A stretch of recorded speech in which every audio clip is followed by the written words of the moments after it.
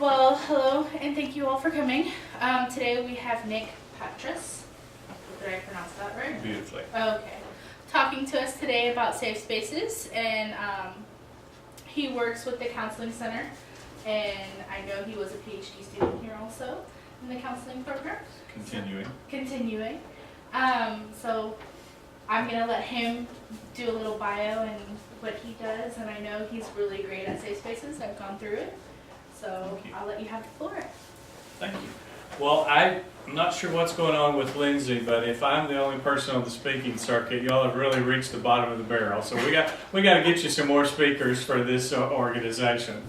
I've had the good fortune to be with y'all twice this year, or I guess it was late last year and this year. But this is a topic here at the university that I'm very passionate about, and that is considering that our university was the last university in all of the universities in North Texas to have a safe spaces or safe zone program.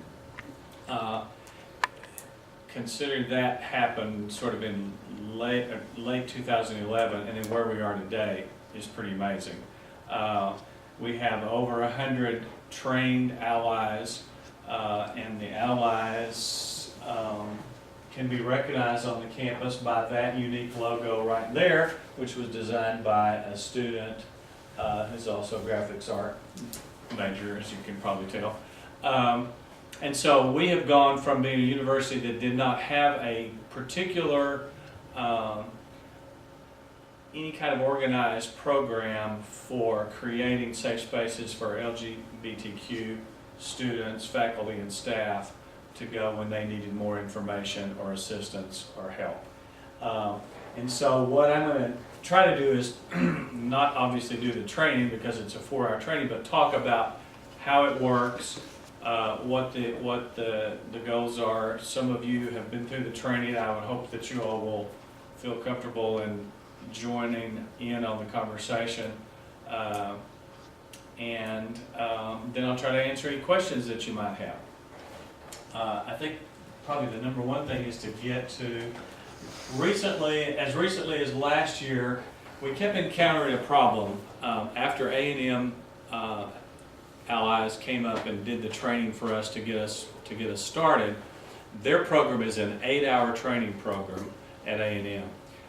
The university here figured out very quickly there's no way we're going to get people to carve out 8 hours in a given day to go through this training. And so Dr. Robin Reed and Dr. Emily Kate, and then later Cindy Matthews, sort of reconstituted the program and pared it down to 4 hours. So we were doing training that was 4 hours. That was even problematic because people would say, really want to do this? Absolutely, I'm committed to doing this, but I can't carve out 4 hours of my day. So now we have Safe Spaces 101 and 102. And Safe Spaces 101 is really content. It's about introducing all of the subject matter, getting people familiar with terminology, kind of finding out where people are. And then Safe Spaces 102 is more process-oriented, and then we take various scenarios and let people work with those and learn from one another. I'm curious, man, George, you went through it when it was the 4 hours, right? I've actually done it twice. You are a superstar. So you both 4 hours, or did you do? I think one was the 4 hour, and then the other one was right before it was split up. Okay. And 101 and 102. Okay. And you went through the 101 and 102. The 102. So thoughts about just those experiences as far as timing, how long it takes to go through it, the materials. You're not going to hurt my feelings if you say, hey, it all needs to be changed. But kind of what do you think about it as far as for someone who would walk in and maybe know nothing about even what is an ally, what is safe zones or safe spaces, and why do we need those here? But somehow they enroll in the course. I really like the way that it was split up into two. It was easier to do than one long one for anybody who's got classes. It just wouldn't work.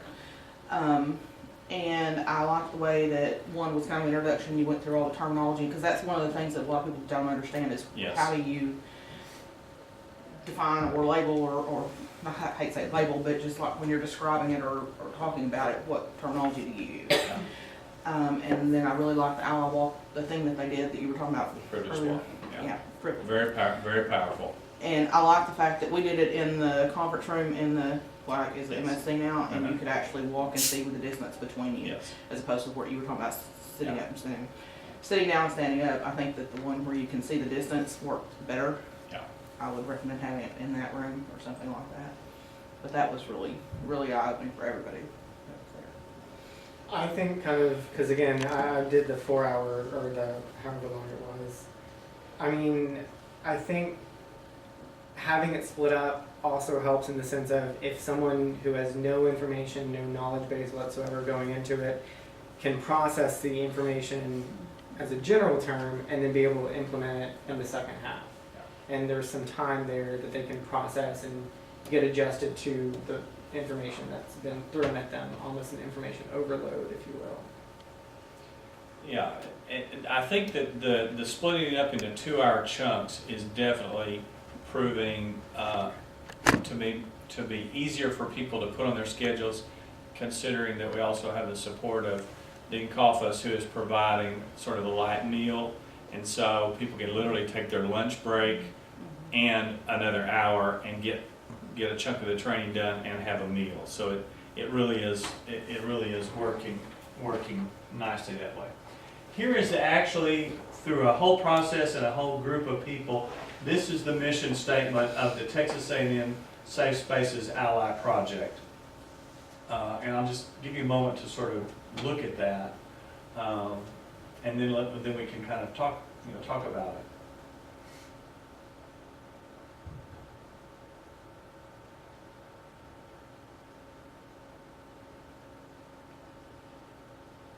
The whole notion of creating a safer, freer, and more welcoming environment for all individuals, regardless of sexual orientation, gender identity, or gender expression.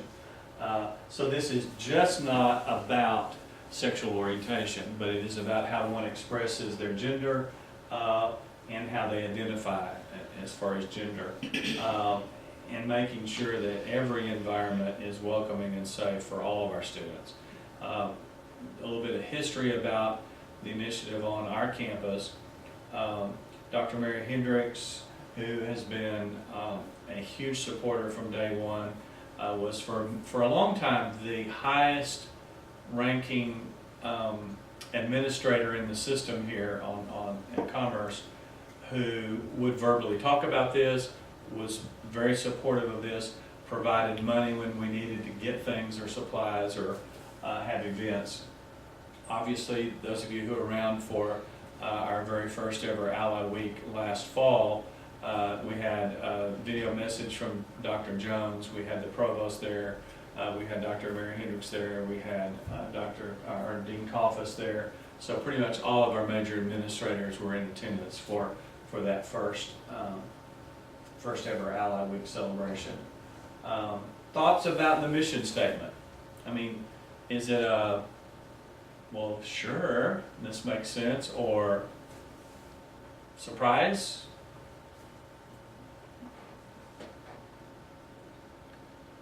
I'm not going to take you all through the training, I promise. I want to get to, this computer is slower than I am. Wow.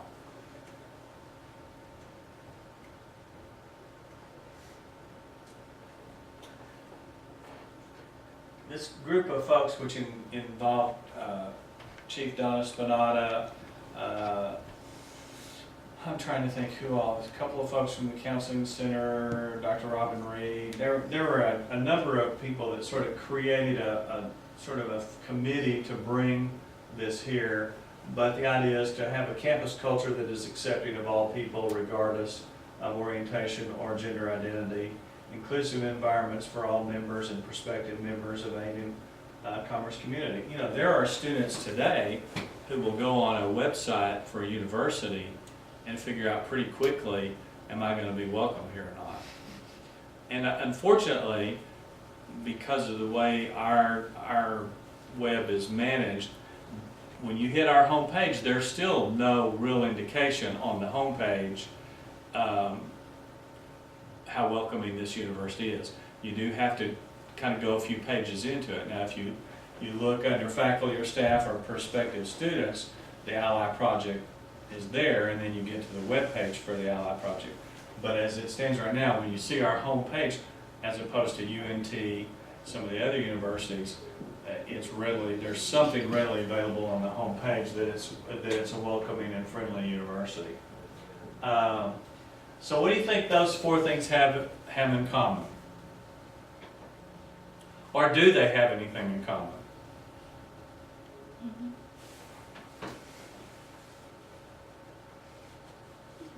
I hope y'all didn't think I was just Something you don't want. something you don't want. Things done to other people. Things that have happened on this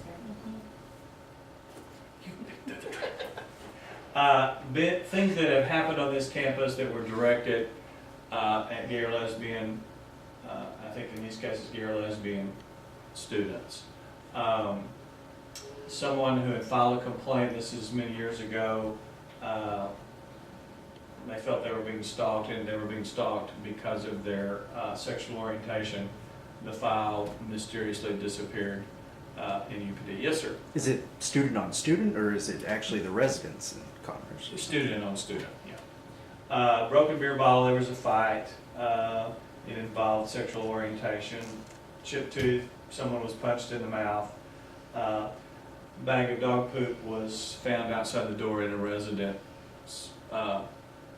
residential building on campus, directed at someone who was perceived to be a lesbian or gay. So this is why, and these are not, happening last week or last month, but these things have happened on our campus, and so this argues the case for having the program, having people become allies, having visible signs throughout the campus that there are people that anyone can go to if they need someone to talk to. These I think, for me, are more perhaps the argument. 28% of students drop out of school because they feel unsupported. These are lesbian, gay, bisexual, or transgender students. 80% of anti-gay violence goes unreported. 4 times more likely to commit suicide. The counseling center does the suicide prevention training on campus, and certainly in the high teenage years, say 16 up through early 20s, the incidence of committing suicide is fairly high. It's 4 times more likely if it's in reference to a student who identifies as gay, lesbian, bisexual, or transgender. 7 times more likely to be a victim of a hate crime. 84% report being bullied during school or college, and 40% report being physically harassed because of their sexual orientation.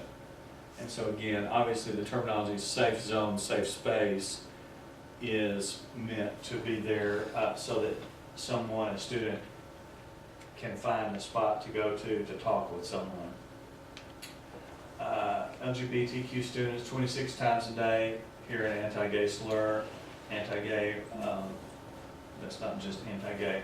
82% report faculty or staff never intervene when slurs are made. Some of you all teach. Many of us are in classrooms. I've never been in a classroom where I heard it, but I have had someone tell me directly and name the professor where slurs were made and nothing was ever said. Nothing was never stopped. Does not happen in my class. I find that hard to believe, but obviously it does still happen. 75% of people committing hate crimes are under 30. That statistic sort of surprises me, because I hear in the last election cycle there was a huge article in Time magazine about how one particular political party uses this issue as a wedge issue, and they are aware that the younger generation, we don't care. We don't care about this. It's a non-issue for us. It should be a non-issue. And yet, this statistic is saying that 75% of these hate crimes are committed by people under the age of 30. And I find that an interesting statistic. GPA definitely shows a marked difference for students who identify as LGBTQ and who feel like they are supported versus those that are not supported. Just having that support makes a difference in their academic performance. So this is kind of the fun one. If you look at the numbers, our campus has a little under 12,000 students now, but if the percentage of 5 to 10% of 12,000 students are LGBTQ, that's 600 to 1,200 students on our campuses that are impacted. Another 1 to 2% have parents who are LGBTQ, and then another 15 to 20% have siblings. So when you look at that, that's anywhere between 1,920 and 3,240 students who are directly impacted in some way by issues dealing with LGBTQ and concerned that that they feel supported and heard and appreciated on the campus. In a class of 30, that could be 4 to 8 students who are closely connected with this issue. Thoughts? Can I make a quick question about the statistics? Sure. Is it not possible that some of those statistics actually overlap? I'm sure they do, and I'm sure these were taken from Glissan's website. I didn't create this, but I'm even thinking, because a lot of these are 2003, some have gone up, some have gone down slightly. I looked at them and they weren't so glaring that I felt like, well, I can't be showing this, but I'm using somebody else's material that was designed before I got here. But yeah, they do overlap. Yeah. But I mean, for me, I think it's important that, you know, Emily and Dr. Reed and Cindy all said that when the idea of having safe spaces or having an ally project on this campus was first broached, people in administration would say, but this is such a friendly, nice place. Everyone here is welcome. And in some sense, that's true. I'm not making fun of that, but that's also discounting the people who, because of their sexual orientation or their gender expression, did not feel like it was a very welcoming place and had no place, nothing where they could go to be helped or be heard, or may have perceived that. So the Safe Zone or Safe Space project intentionally makes visible spaces available. My goal was just to have an ally sticker, one in every building on our campus. I thought that was a pretty modest goal. We have exceeded that. We are definitely exceeding that. How does it affect us? Rigid-based, gender-based roles are very unhealthy. I mean, we're kind of moving away from the binary system. This is all masculine, this is all feminine, and there can't be anything in between. And that is just a fairly unhealthy way of looking at it. Limits relationships with members of one's own gender. How do y'all feel about that? What do you think about that?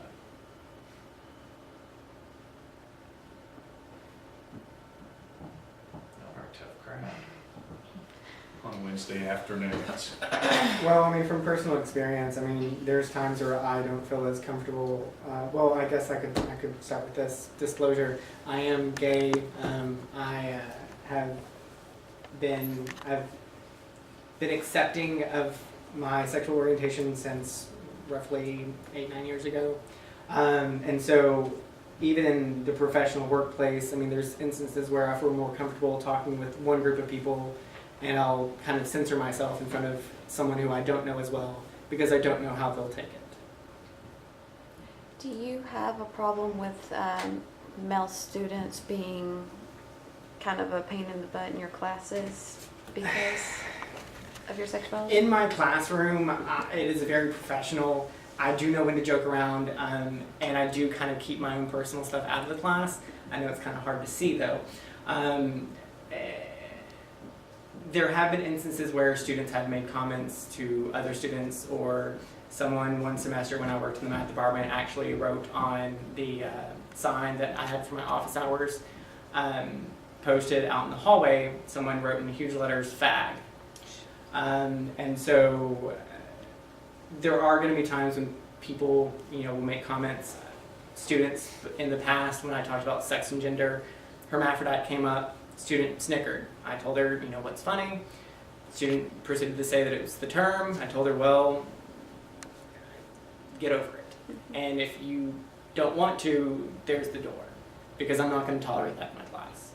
And so, I tend to think that in a classroom setting, not as many things happen. Good. Because I do kind of keep a professional relationship, and I don't bring in outside stuff. You provide that boundary for them. Yeah. That if they cross that, Yeah. you're not doing it. And thank you for disclosing that. That happened to you as far as the sign last year or the year before is when you were met, so it's not been that long ago. No. So, these are real incidents that are still happening.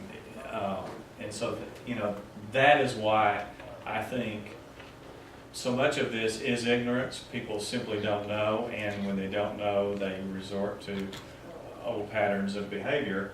But, I live in Austin, and I was telling the group Sunday night when I was doing the training, it would be nothing for me to be walking in downtown Austin and see two people of the same gender holding hands or expressing, affection toward one another, and nobody cares. Nobody's looking, nobody's gawking. It's a non-issue. That's not the case here. And, we're quite a ways away from that, I think. Disrupts family relationships and communications. There are many young students who, when they disclose their sexual orientation, it perhaps can forever alter their family of origin relationships. In some cases, to the point where there is no family anymore. They have to create family of their own, sort of a family of choice rather than family of origin, because they're no longer welcome. Can't have a talk about this without sort of bringing up the religious context. This is very near. If it's not the Bible belt, on the buckle on the belt, it's very close to it. And so there are a lot of religions who, use biblical context to argue this point. And so, if a child is growing up in a very religious home and comes to realize who they are and comes out, not only is it the parental thing that they're dealing with, but they're dealing with perhaps religion, which is very powerful. Inhibits some LGBT people from developing an authentic self-identity, causing undue stress. The whole I mentioned coming out and the closet are kind of terminology.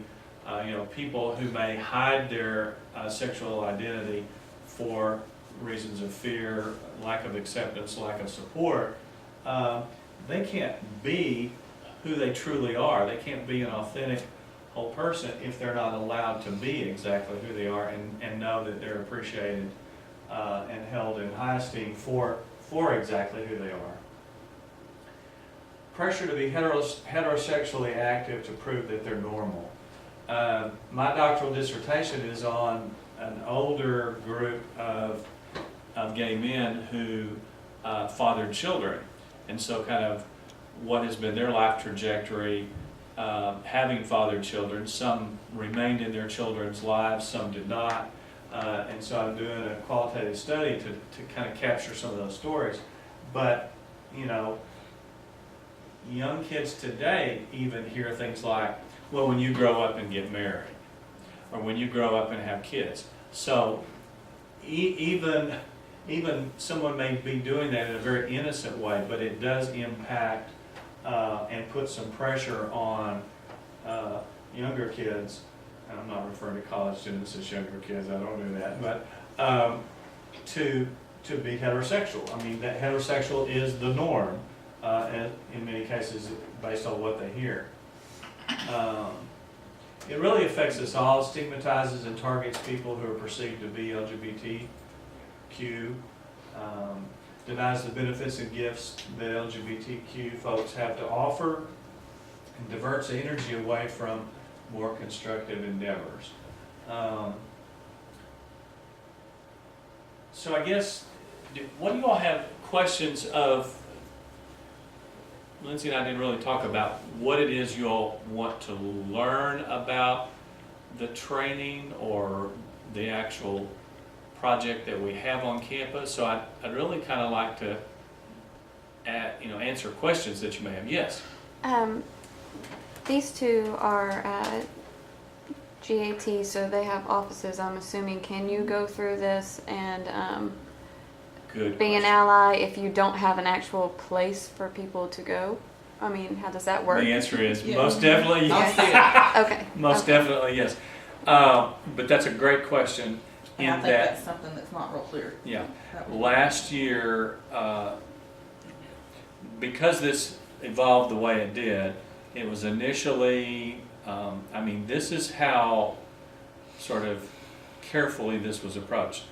A group of people formed together, we want to do this, we want to bring this to the university. From there, a select group of people were trained by Aggie allies from College Station. They came up, spent a whole day and did the training.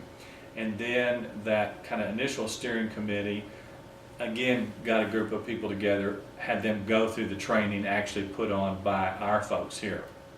And from that, it just sort of evolved, but it always was being sort of managed or kept up with through training and development. So you had to have not a campus-wide ID, but a UIN number in order for them to track that. So we were literally hamstrung because training and development could not track students who wanted to attend the training, which seems ridiculous to even sit here and talk about it.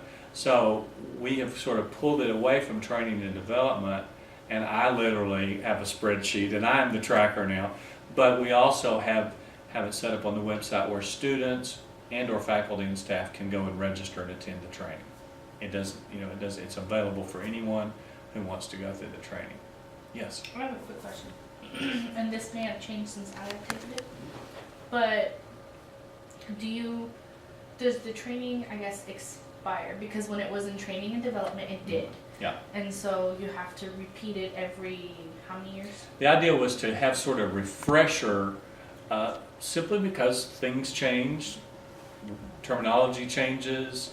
That shit goes crazy. Yeah, so we're still hoping to kind of do refresher training.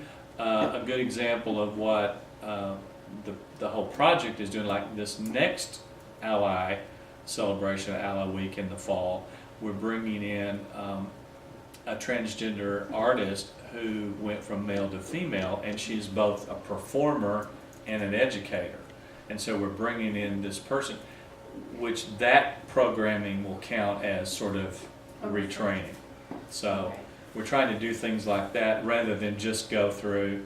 I'm in the process, I've actually developed most of it, sort of a train the trainer, although on a campus our size, you have to question, well, how many trainers do you need if you're going to have, how many people can possibly go through this training? So it's not like we have 50,000 students or something like that. But it's always nice, I personally think it's good to have gender balance in any kind of training setting where you have that gender balance, different perspectives, different ways of training. And so that was a very long answer to your short question, but Ally Week, is that already up and known when? it's, I can't tell you without looking at a calendar, but it's usually the third week in October. And we just had a meeting with Dean Coffis this week about, finalizing our plans to bring in the artists that we're bringing in. We're hoping, because we had kind of one signature event this past year with the film, to maybe have 2 or 3 events and truly stretch it out and be an Ally Week celebration instead of Ally Week celebration, but we had one event. So that's the idea. And then Dean Coffis is really wants us to have at least one event a semester where everyone who's been through the training comes together just to sort of socialize, get to, because a lot of times we do trainings, 4, 5, 6, 10 people, and then you may not see the other people who've gone through the training. So as a way of sort of hanging out together, talking, learning from one another, just interacting. So that's also on the drawing board. That's kind of a perfect segue into my question, because I did the training last semester, and then I kind of was like, okay, and Now what? Now what? Is there anything like, other than that week, like throughout the year, like any kind of social things or any kind of where you get together? Yeah, there hasn't been up to this point, and I think that Dean Coffis was really, because he comes from UTSA, and also some experiences at UT Austin, where the ally community is very large and very active, and so he's kind of having to say, wow, there's really not a whole lot going on this campus, and so he's been passionate about helping us get this training moving faster. But I guess the primary part of the training is to create these visible signs on the campus. So that's kind of primary thing.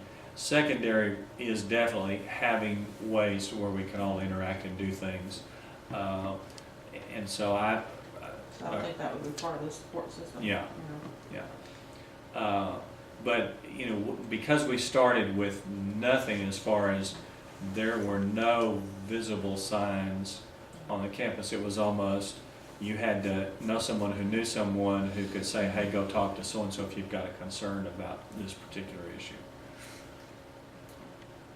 And you have to understand, I've only been on this campus since 2010, and so I don't, many of you all have been here a lot longer than I have, so some of what I have is just kind of the tribal information that I hear bits and pieces at some of these trainings. Someone will say, oh, well, that never happened, or this did happen, or because I've not, been a fixture on this campus very long at all. Yes?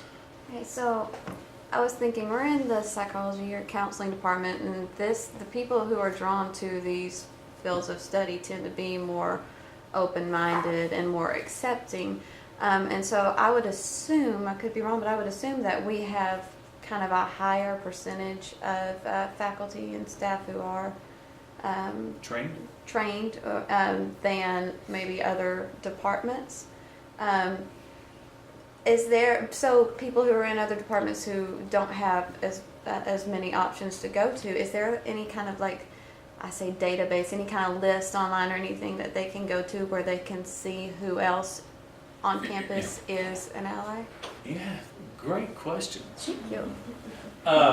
On the website, if you go to the Safe Spaces Ally Project, either through the faculty and staff, or when I say the tabs at the top of our website, there's faculty and staff or current students. Either one of those, you can click on it and then scroll down into the other bars and you'll see Safe Spaces. You can click on that. There's a page that has every ally listed with their department. And it's probably in need of being, because we've added 10 since that's been updated. Does that include the students or just faculty? And includes anyone who in the contract, when you complete this training, ask if you are willing to have your name on. And believe it or not, we have some people who will go through the training and will become an ally, but they do not want their name listed on the website. And that's okay. I mean, that's okay. They have their reasons for that. I actually sort of begged and pleaded with Jennifer to encourage counseling and psychology staff to come to the training, and she has done that, and we have had quite a number more go through the training because of that. So that's been great. Another question. A lot of us work in research labs. Mm-hmm. If several people from a specific research lab go through the training, can they have the safe space sign if the professor approves of it outside the lab, even though it's not their office? They can. Okay.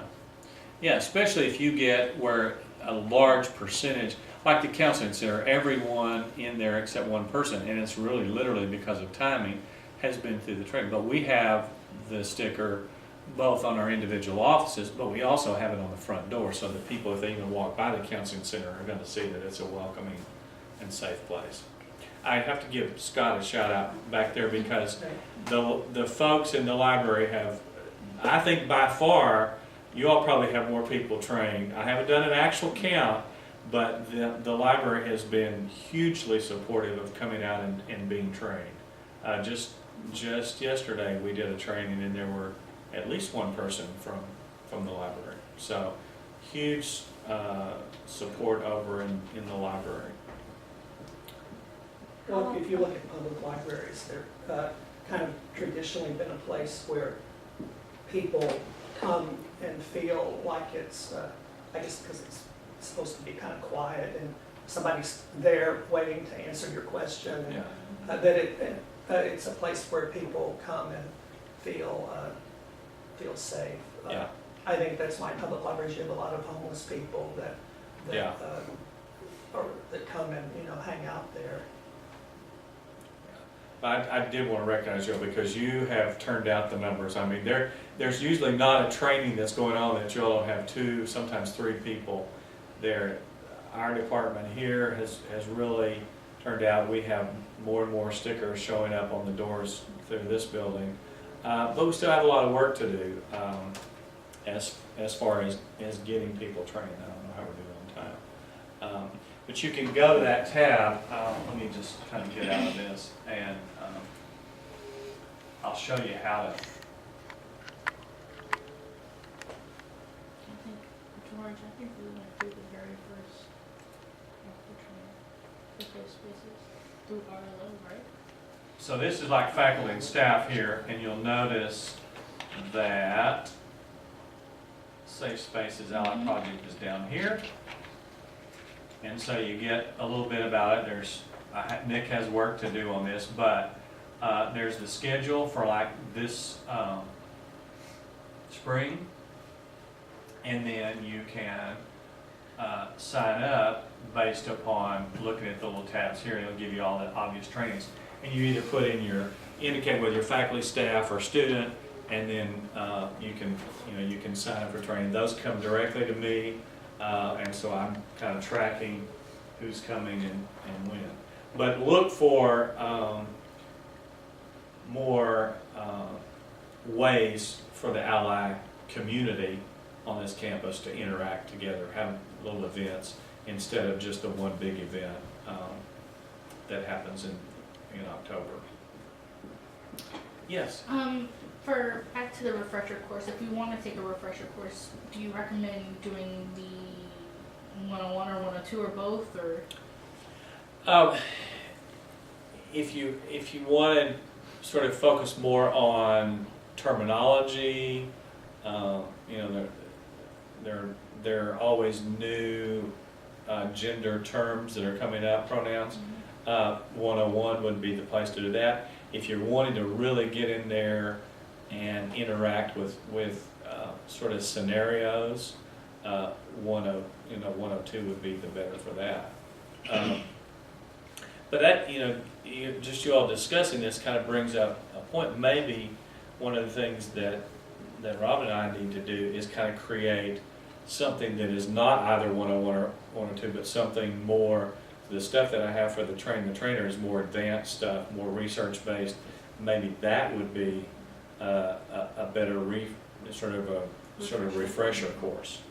And again, Dean Coffis is really good about, if we want to do something like that, he's really good about providing the refreshments, because prior to Dean Coffis arriving here, we didn't really have a set. We were not a recognized organization on the campus, and we did not have any budget, so there was no funding for anything.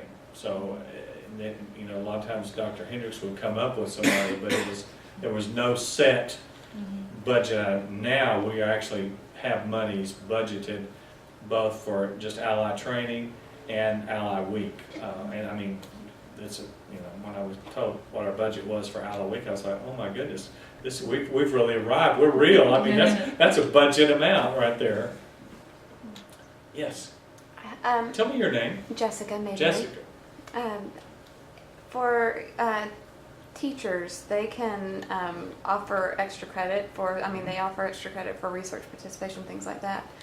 Is this something that you would recommend possibly offering extra credit for, or do you think that if they're not motivated, if they don't have internal motivation to do it themselves, that you shouldn't, Dr. Reed and I have talked about that. It's really probably not the ideal setting, because first of all, the purpose is to train people to be allies who are motivated and desire to be allies, not to have a place for people to come in, perhaps, not for sure, but perhaps argue all the reasons why this is not okay. It's not a setting for that. And so, I got some pushback in the fall as I was doing all the publicity for Ally Week. And for those of you who don't know, we can't put anything on the listserv for students anymore. Not only just us, I didn't get singled out, but no one. It's very difficult to get anything on the listserv for students anymore because there were so many complaints, and some of them were about Ally Week. It was the fact is, because this was the Raid of the Rainbow Lounge, and someone sent an email directly to me asking me what that was, and when I told him what it was, he said, not interested, thank you. It was like, shut the conversation down completely. And then it wasn't very long after that there were raised a lot of complaints about too many things on the listserv for the students. And as I'm a student too, so I periodically go look at my Leo, and there are tons of things on there.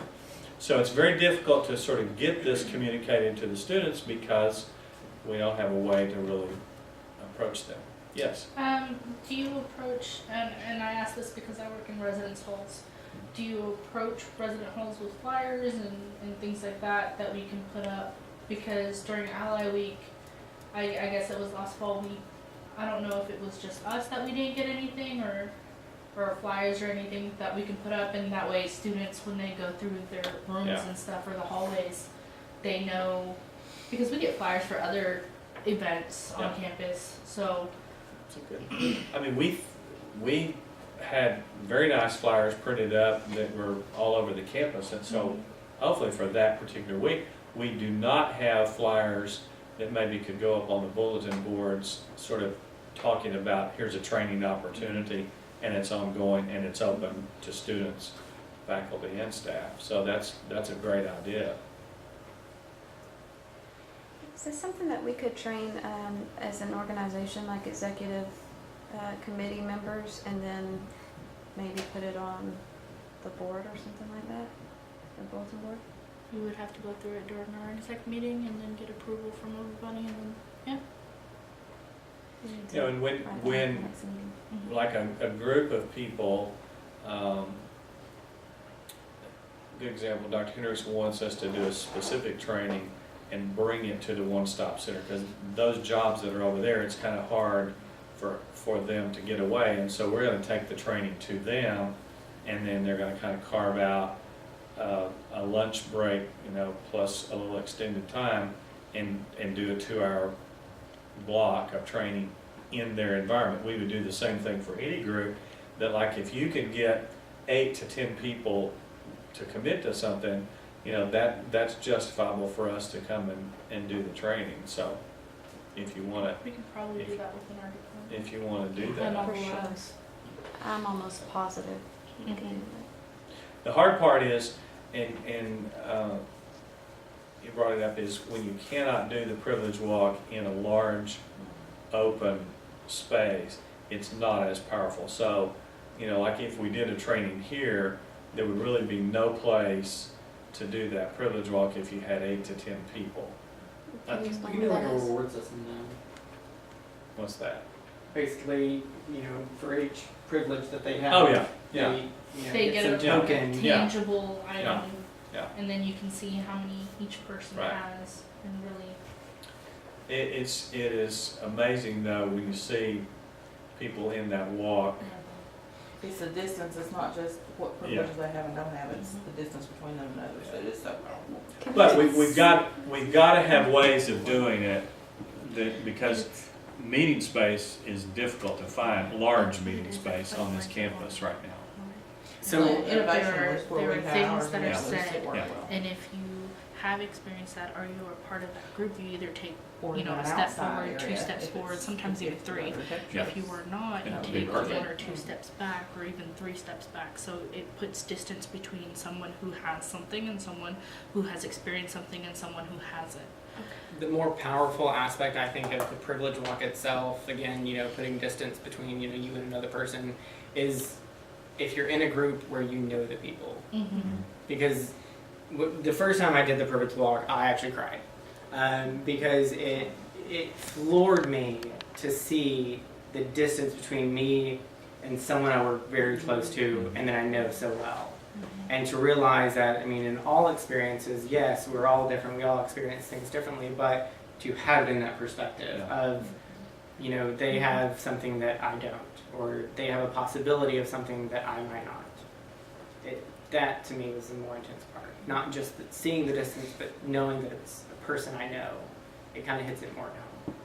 That area outside the MSC, or the, I guess, I'm. Sam Braver. Okay. Yeah, student. That's what I'm All those acronyms we have here. It's the ones I had before, and they're maybe changing. That area outside there where you can't drive in between the Yeah. buildings anymore, that's a, Yeah.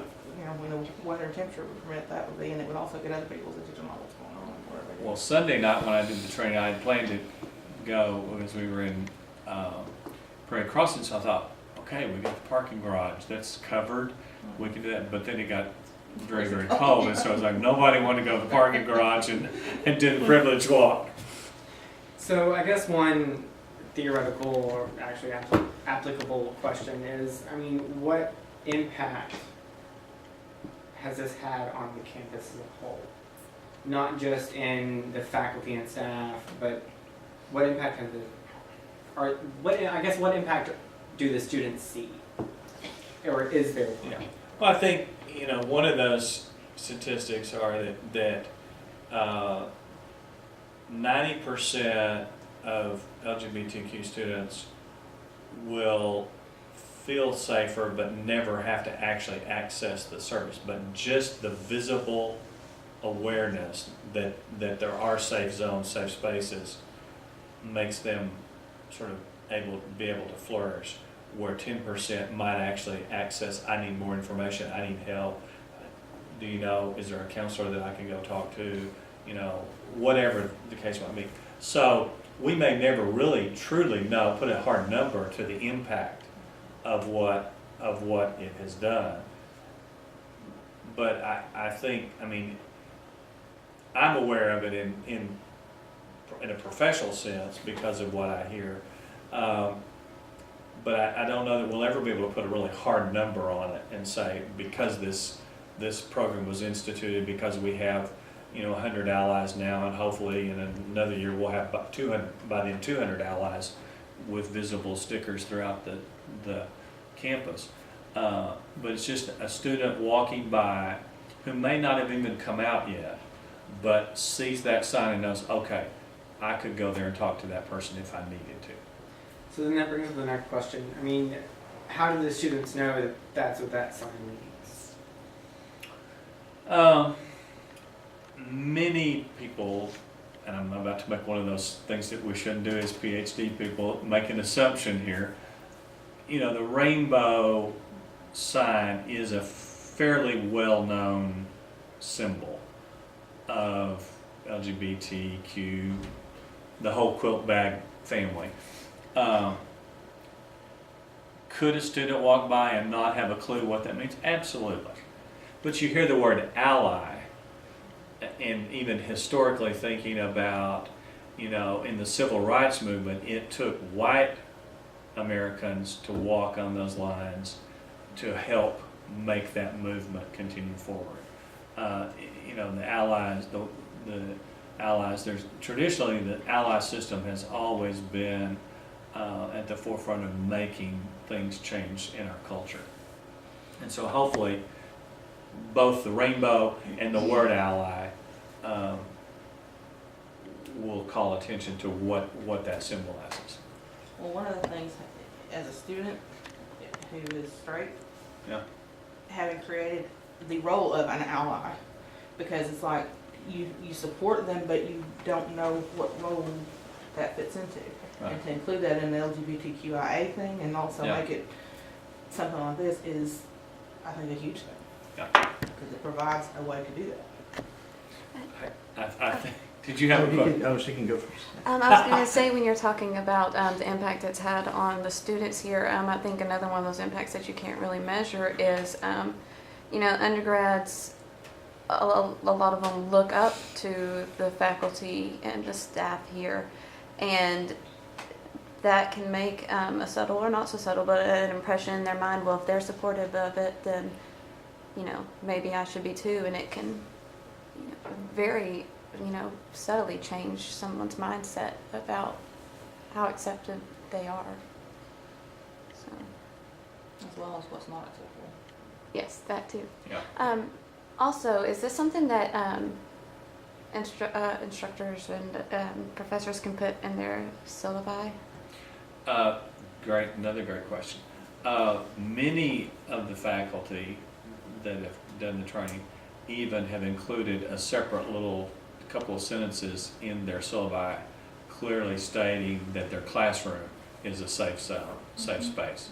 And I think that's, as someone who intends to teach, and especially, teaching counselors to be counselors, I think that's huge, is that you take that stance and let people know this is what this classroom represents, and this is what's tolerated and this is what's not.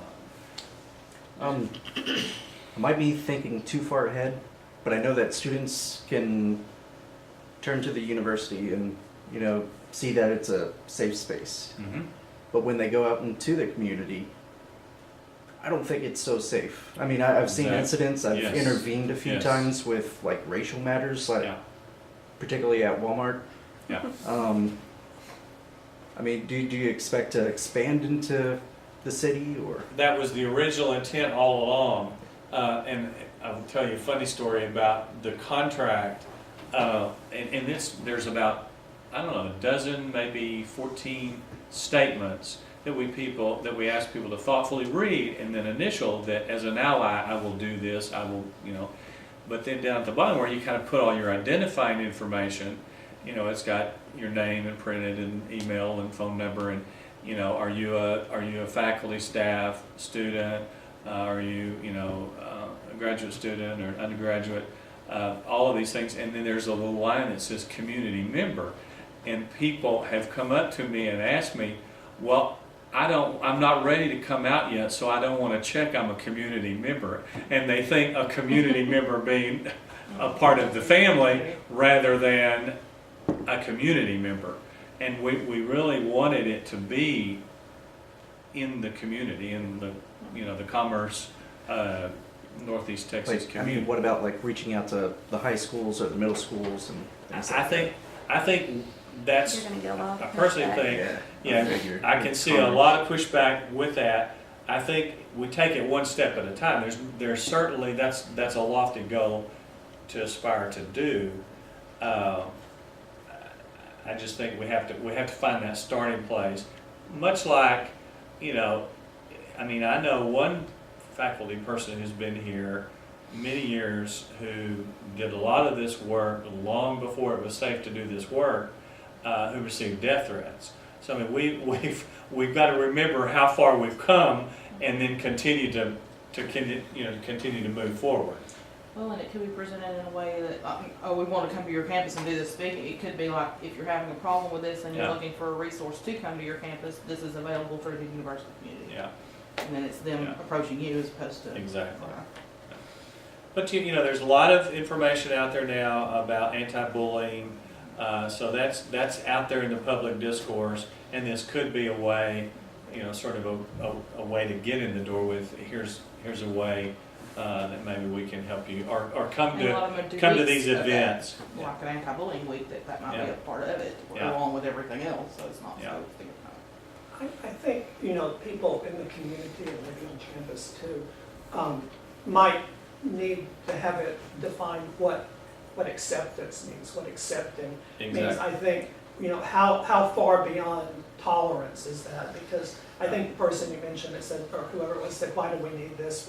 We're a, open, accepting thing. I think, because they see that we've moved beyond intolerance, people aren't being stoned Yes. or run out of town or something. They're being tolerated. But, what is acceptance? And how far does it go? Yeah. Good, and that's a good point, Scott. And I think, because we are in a very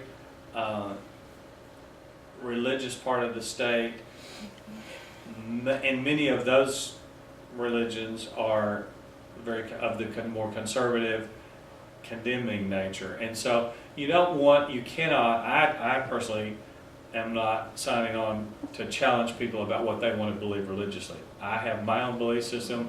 They're more than they need to have theirs.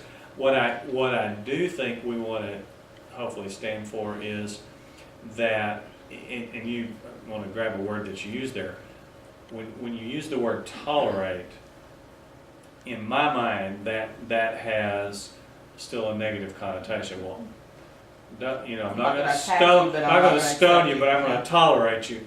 And maybe that's part of the education process is, when we can move from not just tolerating someone, but to accepting them for who they are without that having to challenge your belief system or make you feel like you're giving up something. Yeah. I want to say I loved it, and I had heard about this, but this is the first that I've really known what it's all about. And as somebody that's straight but supportive, you don't know beyond just your interactions with the people within your own circle who are, gay or trans or whatever. It's kind of hard to know what to do to help or to, bring awareness or anything like that. So it's not just about safety for those people, it's also about a way for the people who are supportive to actually show support. Absolutely. And I think above all, having these conversations, even like this, having this conversation in this organization, perhaps somebody walking down a hallway, a colleague, a professional colleague can say, well, what's that sticker on your door? Well, what's that all about? Or I don't know what that's about. And those conversations can begin to occur, and that's what will change the climate where we can actually quantitate. I'm so qualitative, I can't even say the word. Quantitative. Yeah, sorry.